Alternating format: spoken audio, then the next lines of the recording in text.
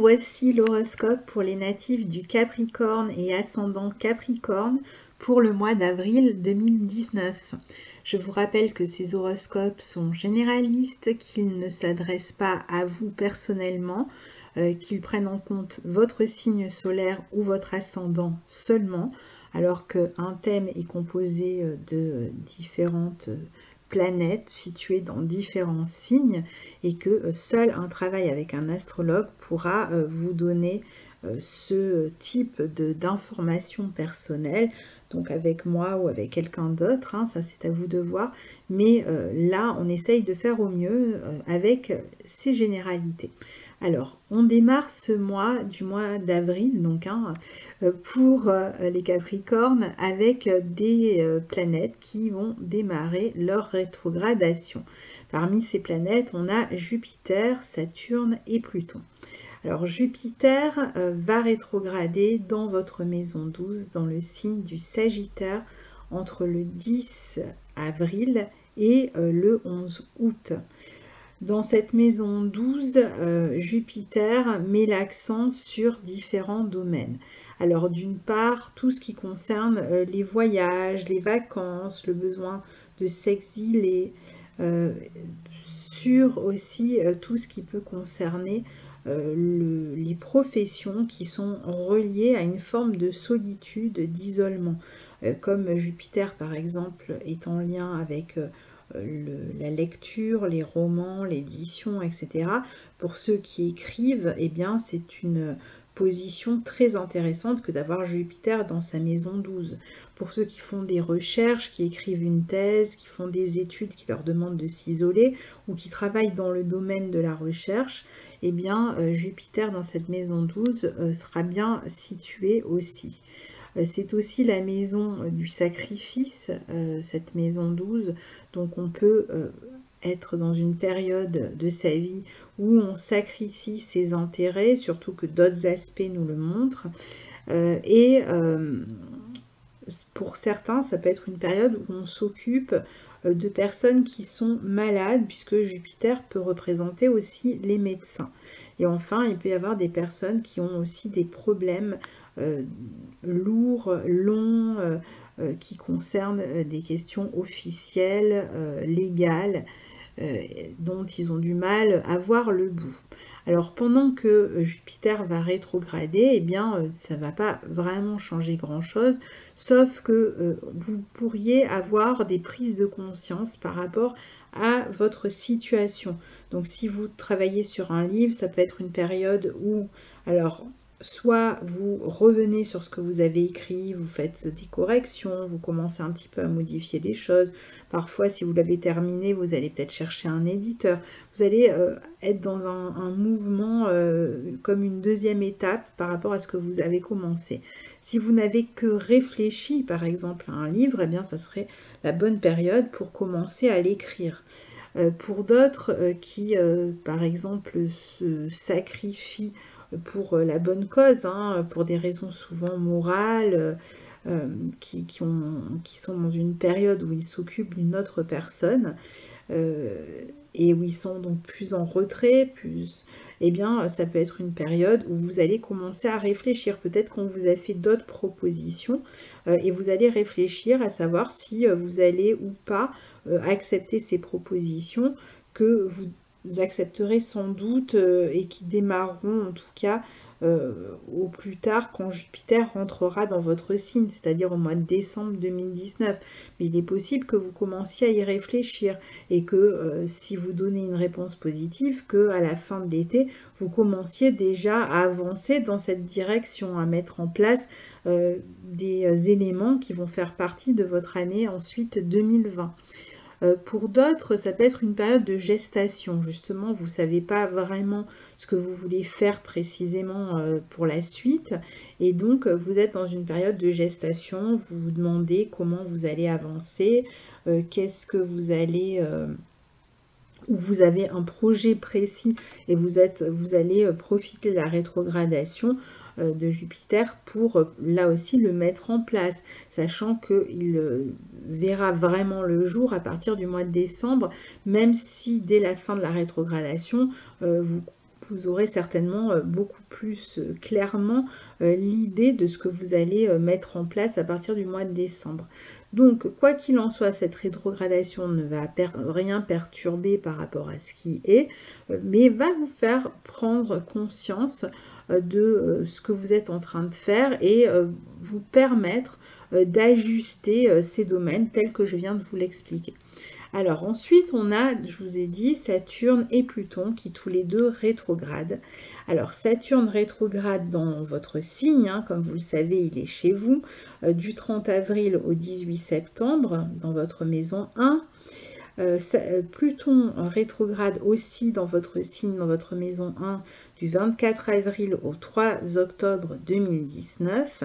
Et en avril et au mois de mai, on va avoir le nœud sud qui va d'abord toucher Pluton, donc former une conjonction à Pluton, et puis aller vers Saturne, auquel il sera conjoint plusieurs fois d'ici le mois de septembre, je crois. Donc il y aura plusieurs fois cette conjonction qui va se répéter et qui est une conjonction extrêmement importante puisque le nœud sud sera conjoint à votre planète dans votre signe.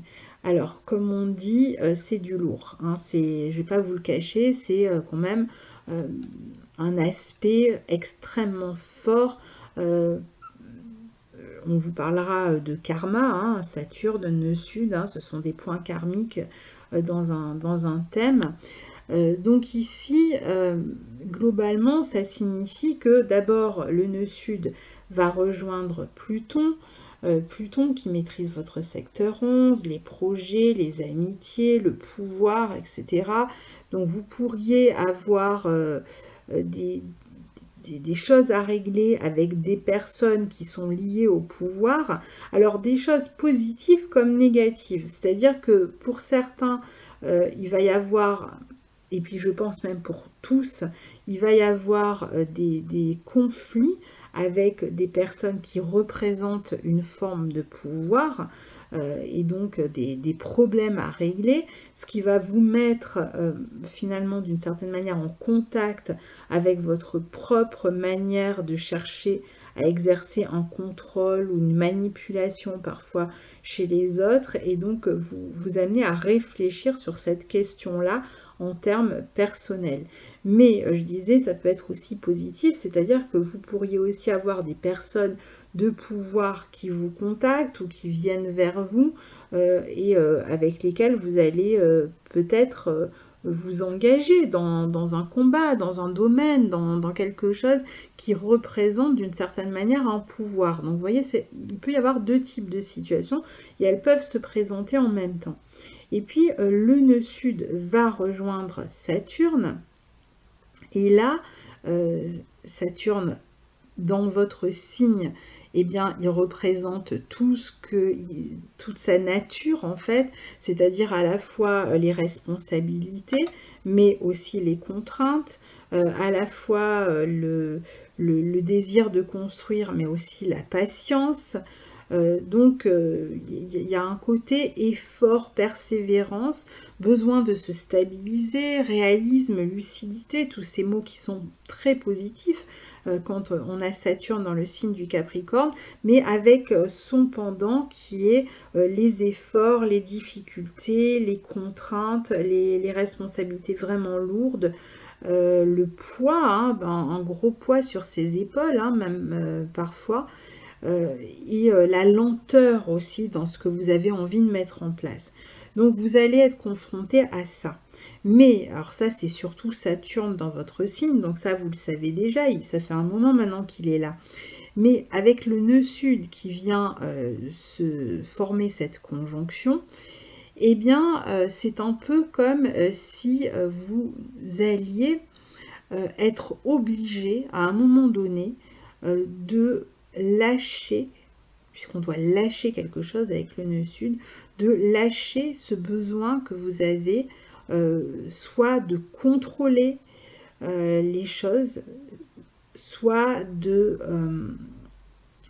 diriger Donc ça veut dire qu'on peut perdre cette faculté-là. Si vous dirigiez quelque chose, vraiment au sens propre, professionnellement, etc., eh bien vous pourriez perdre ce poste, par exemple, de leader. Ou alors vous allez avoir votre pouvoir qui va être remis en question, par exemple, ou par d'autres employés.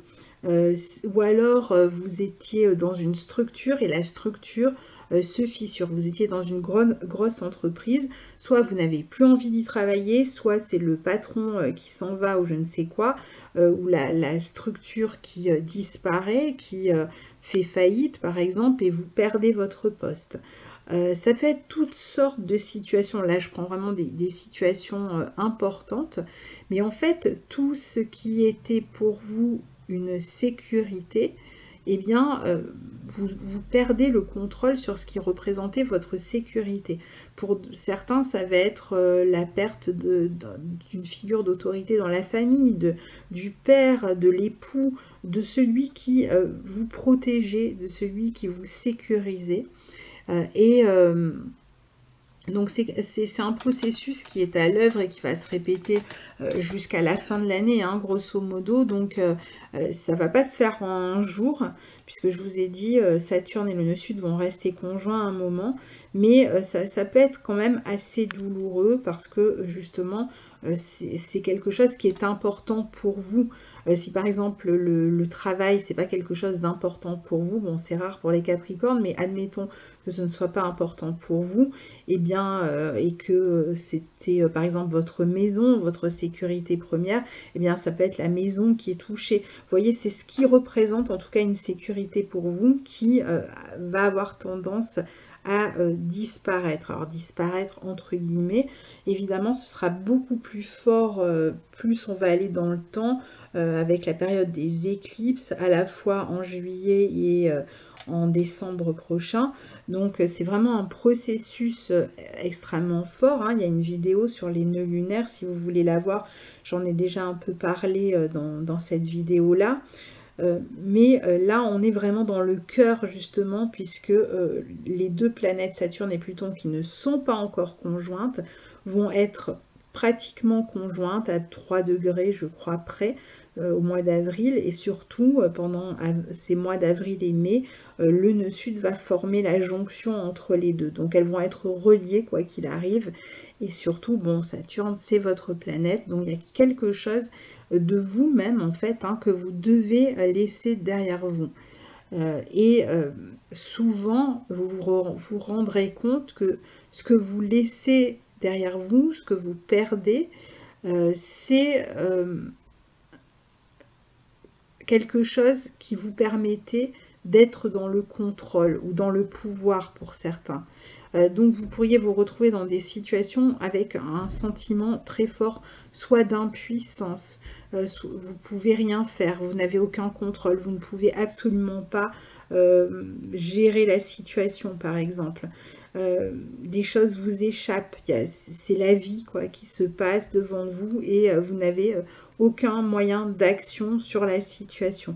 Ou pour ceux qui étaient un peu, ça arrive, hein, un peu méprisants, qui avaient tendance à être un peu hautains, qui occupaient une position importante, eh bien ça peut être la dégringolade et d'un coup on se rend compte de ce que c'était que d'être en haut parce que on se retrouve à chuter.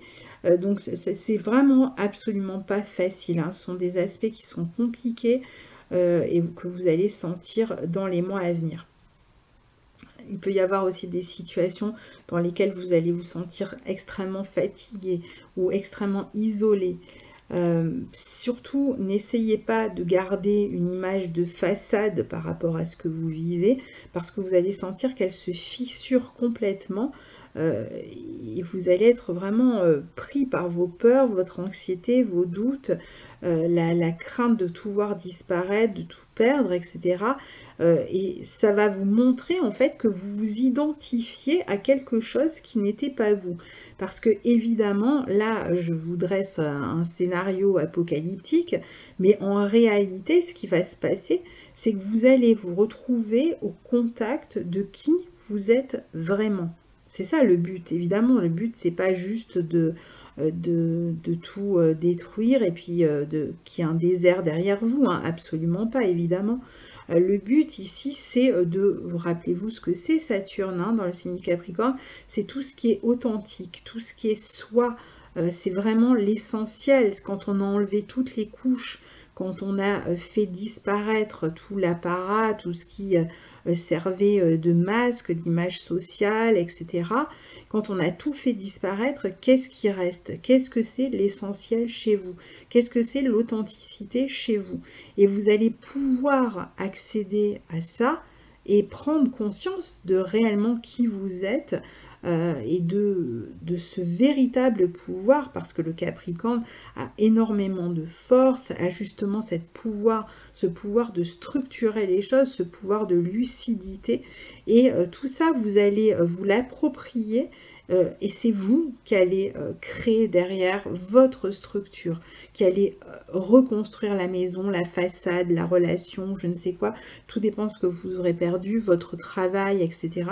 Vous allez arriver derrière et vous allez pouvoir reconstruire, parce que derrière, Saturne va continuer en Capricorne. L'année prochaine, vous aurez Jupiter qui va arriver, enfin même pas l'année prochaine, au mois de décembre, et qui restera 1 an et qui sera là donc aussi. Et surtout, Saturne, en 2020, va faire des allers-retours entre votre signe et le signe du Verseau. Donc, on voit qu'il va apporter une structure nouvelle, quelque chose de nouveau, d'important. Vous allez vous engager réellement dans votre vie, dans votre vie et même sur le plan social. Vous allez prendre des engagements importants où vous allez vraiment vous exposer, vous, et ne plus vous cacher derrière quelqu'un. Et ça va être vraiment un passage peut-être difficile, parce que toute transformation est toujours difficile, mais extrêmement salutaire et purificatrice aussi, cette phase, parce que vous allez vraiment découvrir qui vous êtes. Alors, on aura évidemment l'occasion d'en reparler. Je vais m'arrêter là, parce que c'est vrai que c'est un sujet dont on pourrait parler pendant longtemps. J'ai toujours l'impression de rester en surface, tellement il y aurait à dire sur cette question.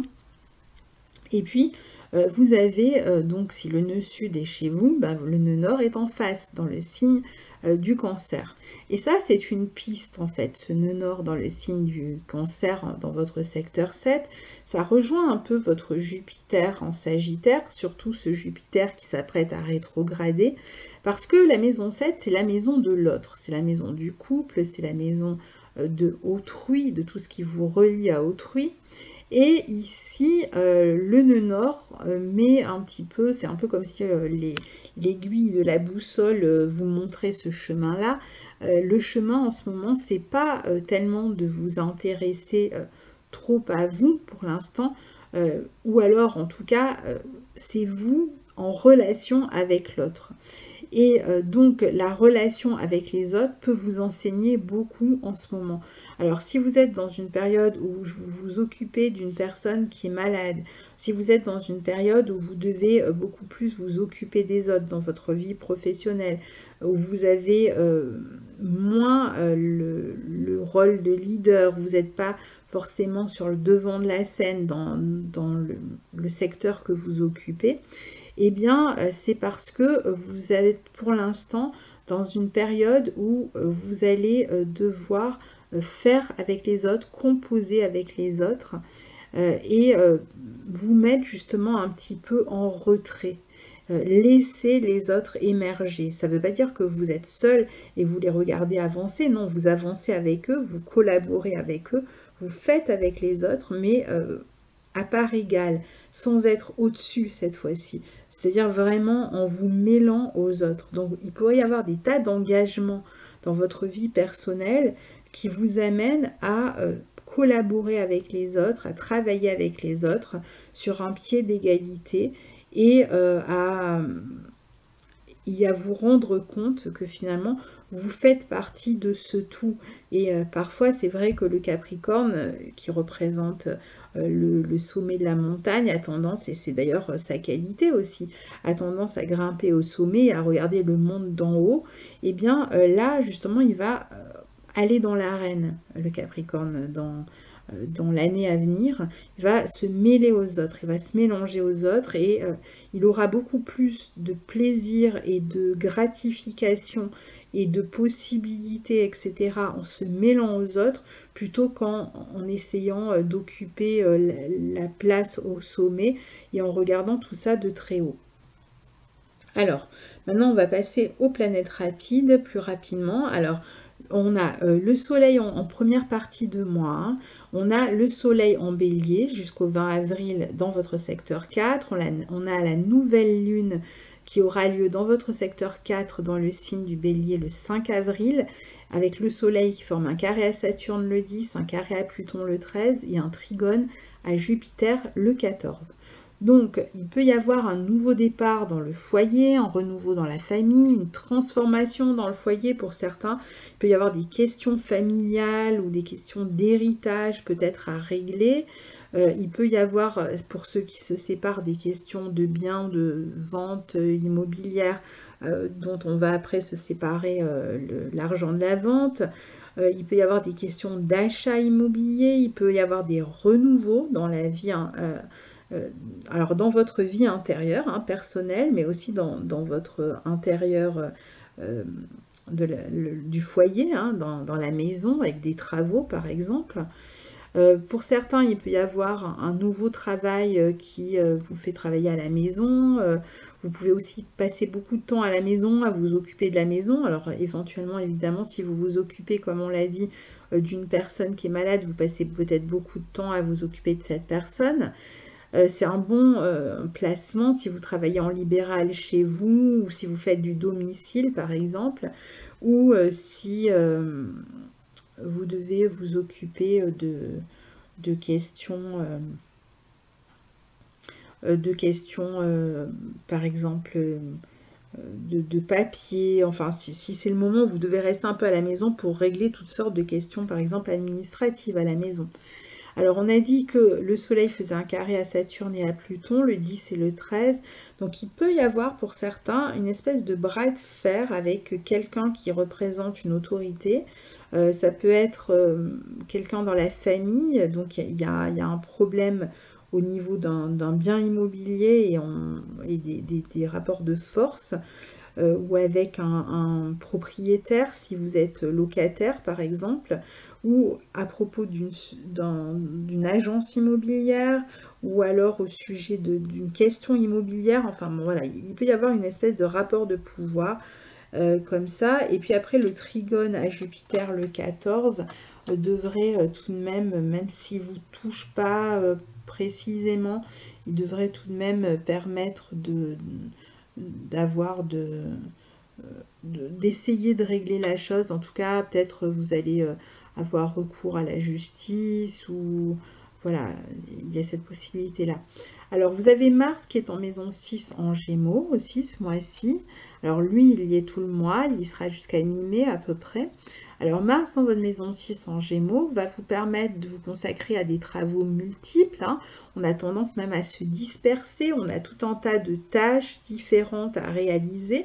On a en général une charge de travail supplémentaire quand Mars passe dans la maison 6, donc on est un peu fatigué en plus. Pour ceux qui travaillent dans un domaine lié à l'écriture, hein, bien Mars dans ce signe de Gémeaux va vous donner vraiment tout le dynamisme qu'il faut, pareil dans l'administration d'ailleurs, pour travailler. Même ceux qui travaillent avec leurs mains, hein, dans les travaux manuels, vous pourriez avoir plus de travail. Alors pour certains, vous pouvez être amené à déménager ce mois-ci. Pour d'autres, ça va être un changement d'entreprise ou un changement de bureau, ou c'est l'entreprise qui change de bureau par exemple. Vous pouvez aussi avoir à voyager d'autres et à vous déplacer pour votre travail. Donc vous avez peut-être des conférences à aller écouter, une petite formation à faire, il faut vous déplacer ce mois-ci. Vous pouvez aussi avoir beaucoup plus de communication avec les gens qui vous entourent au travail, mais aussi de communication par internet, téléphone. Apparemment, il y a beaucoup de choses qui se passent, même au niveau commercial. C'est aussi un très bon aspect, vous serez beaucoup plus dynamique. Mais alors, là où il va falloir faire attention, c'est que Vous pourriez aussi avoir beaucoup plus de disputes avec les personnes avec lesquelles vous travaillez. Parce que Mars étant plus réactif, il y a beaucoup plus de travail, plus de charge de travail, plus de tension, et donc il peut y avoir pas mal de disputes avec les personnes qui vous entourent au travail. Il peut y avoir des disputes aussi à cause de questions qui concernent le voisinage. Donc voyez-vous pour chacun, hein. Et puis il peut y avoir des questions de concurrence au travail aussi. Alors ensuite, on a Mercure, Vénus et Neptune qui sont dans votre maison 3 en Poisson, carré à Jupiter. Alors, c'est encore un indice que l'on peut s'occuper de son voisinage hein, pendant cette période-là, et qu'il y a peut-être des choses administratives, juridiques, etc. à régler. Pour d'autres, c'est encore un indice que l'on peut partir en week-end, en voyage pour son travail, un voyage professionnel, une formation toujours, pas seul a priori, hein. C'est soit pour rejoindre un groupe, mais on peut partir avec une autre personne, un collaborateur, un associé, etc. On peut aussi avoir des questions de santé à régler pour des personnes de l'entourage. La fratrie par exemple, ou des personnes qui sont dans votre environnement proche. On peut aussi faire des travaux à la maison, on l'avait vu, parce qu'on doit adapter l'environnement où vous vivez pour une personne malade, c'est possible aussi. On peut même suivre une formation dans le domaine de la santé, ça peut être apprendre à donner les premiers secours par exemple. On peut aider des personnes aussi dans son environnement proche, on peut être amené à aider ses voisins. On peut, pour d'autres, faire une rencontre affective dans son environnement, alors soit dans son environnement proche, puisque Mercure et Vénus sont en maison 3, donc soit par la communication, Internet, etc., soit parce qu'avec Mercure et Vénus dans votre maison 3, votre voix va beaucoup séduire, va beaucoup charmer votre discours, surtout vous avez aussi Mars en Gémeaux, donc vous serez vraiment d'attaque pour communiquer et séduire. Alors maintenant, est-ce que vous allez en rester à la communication ou est-ce que vous allez vous déplacer et vous voir? Ça c'est la question, puisqu'on a Neptune qui est aussi dans cette maison 3 qui peut très bien laisser les choses en l'état, dans une espèce d'état de fantasme qui n'est jamais réalisé, puisqu'en plus les planètes vont former un carré à Jupiter. En même temps, elles forment aussi un sextile à Saturne qui peut permettre à d'autres de concrétiser. Donc ça va dépendre. Il peut même y avoir des relations à distance ici, hein. Alors soit ça va être dans le voisinage, très proche, soit ça va être à distance, soit ça va être les deux, hein, c'est possible aussi. On peut, en tout cas, on peut communiquer avec la voix, on peut avoir des meetings, à donner des conférences, on peut transmettre. Et on va beaucoup séduire par sa voix, on va se montrer extrêmement diplomate dans les relations. Donc même si c'est un peu tendu au travail, eh bien, avec ces planètes dans votre maison 3, vous serez capable d'apaiser les choses si vous voyez que ça devient un petit peu trop agressif et un petit peu trop tendu. Alors, ceux qui travaillent évidemment dans la musique, dans l'image ou la créativité, je dirais en général, cette triple conjonction dans votre maison 3 va vous aider, va vous permettre de diffuser ce que vous faites, donc d'être écouté, entendu, vu, reconnu par les autres, et vous pourriez même, pour certains, vous exporter hors frontières. Ici, on peut vraiment avoir un succès explosif hors frontières avec ce genre, avec ce carré à Jupiter, Jupiter qui, en Sagittaire et en 12, parle de l'étranger et surtout du sans frontières, hein. C'est-à-dire que ça peut être un succès inattendu qui dépasse les frontières à un point où même vous êtes sonné un petit peu. Alors deuxième période, et ça c'est valable aussi pour d'autres professions, mais ça va être beaucoup plus palpable pour les artistes, mais pour certaines activités commerciales, c'est valable aussi, hein, ici. Alors deuxième période, on a Mercure qui entre dans votre maison 4 en Bélier le 17, Vénus le 20 avril, et on a le Soleil qui passe en Taureau en maison 5 le 20 et qui va former une conjonction à Uranus le 22, donc toujours dans votre maison 5. Alors, fin de mois, on a donc Mercure, Vénus en 4 Bélier qui peut montrer que vous recevez du monde à la maison, peut-être vos enfants, si vous avez des enfants qui viennent à la maison, ça peut être des amis. Bref, vous pouvez passer des bons moments, soit en famille, avec vos proches, ou des personnes que vous considérez comme votre famille, en groupe en tout cas, avec d'autres personnes, soit dans votre couple, hein, tout simplement, vous passez des bons moments, soit vous allez recevoir des enfants, des cousins, des connaissances, des personnes qui vous sont chères et qui passeront par chez vous. Il peut y avoir plus de réunions familiales, des fêtes, des naissances, des mariages, des repas de famille, des vacances aussi, mais plutôt des gens qui viennent en vacances chez vous ici. Même si vous pouvez évidemment aussi partir en vacances, mais deuxième période, c'est plutôt les gens qui viennent chez vous. On peut avoir à s'occuper de pas mal de tâches du coup à la maison, mais plutôt dans la bonne humeur. On va cuisiner pour les autres, on peut s'occuper de son jardin, on peut s'occuper de planter certaines choses si vous avez un jardin. Et ensuite, vous avez une conjonction Soleil-Uranus en maison 5 qui, alors le 22 avril, c'est très rapide, mais ça peut être sympathique, parce que pour ceux qui sont célibataires, ça peut être l'objet d'une rencontre, même d'un petit coup de foudre ici. Hein. Alors, qui va se concrétiser ou pas, hein, c'est quand même dans un signe en bon aspect du vôtre, un taureau, donc pourquoi pas, hein, une petite relation qui démarre comme ça, sur les charbons ardents. Alors, est-ce que ça va donner lieu à une suite intéressante? En tout cas, ce sera une rencontre stimulante. Et puis, vous pouvez avoir des petits gains au jeu si vous jouez. Il peut y avoir des bonnes surprises concernant les enfants. Si vous avez des enfants, vous pouvez recevoir des bonnes nouvelles aussi, inattendues. Ou vous pouvez faire une rencontre avec une personne très différente de celle que vous avez l'habitude de rencontrer. Et puis bon, globalement, ce sera de toute façon le début d'une bonne période pour vos relations amoureuses. Et puis si je reviens juste un petit peu en arrière, le 19 avril, vous aurez eu la pleine lune, la deuxième pleine lune en balance, puisqu'on en a déjà eu une au mois de mars, et ce sera la deuxième, qui aura lieu donc encore une fois dans votre maison 10, qui peut indiquer la fin d'une collaboration, ou alors on arrive à la fin d'un projet que l'on avait commencé en collaboration avec quelqu'un, et c'est un petit peu le moment final en fait, où ça peut être une proposition qu'on vous a faite, et vous allez donner une réponse pour collaborer avec d'autres personnes. Vous avez pu avoir donc une proposition soit professionnelle, soit sociale, et c'est le moment de donner sa réponse. Ou alors vous arrivez au bout d'un projet et on va en parler, on va le montrer aux autres, etc. Évidemment, je reviendrai en détail sur cette pleine lune dans une vidéo qui lui sera consacrée. Je ne m'attarde pas ici puisque sinon ce sera trop long. Et je vous souhaite un excellent mois d'avril. Et puis alors, dites-nous un petit peu ce que vous allez vivre ces 2 prochains mois.